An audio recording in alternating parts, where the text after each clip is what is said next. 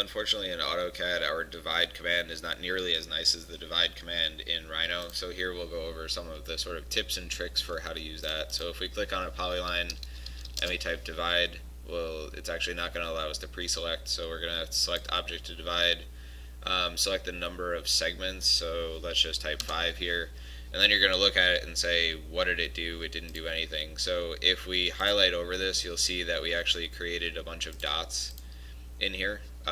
So this is where it's sort of annoying, because even if we delete this, we can barely see those dots. So a quick way to select these, if we type QSEL, so that's quick select, we're going to look for object type and point, and then equals actually there's a select all component in here, and then we'll click OK, and that will automatically select all those dots for us.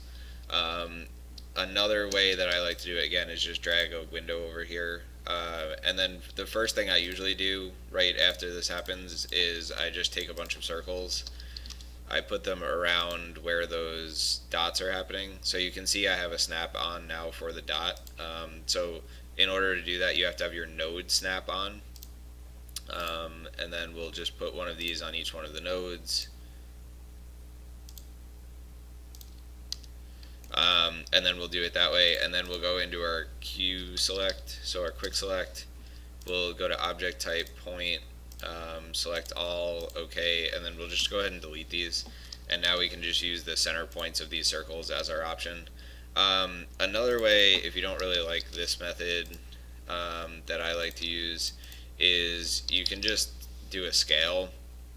So if you want 5 segments, so we have 1, 2, 3, 4, 5, just take your endpoint and just do a scale, and then do 1 divided by 5, and that will scale this perfectly by 1/5. So that way when you run a line up in this direction and we run a line you can just have your basic length there. So that's another way to do it if you don't really like the divide command.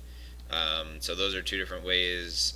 The points are very finicky, so I would definitely recommend using that quick select tool to get rid of them once you're done using them, so that they don't end up sort of populating your entire file and slowing you down.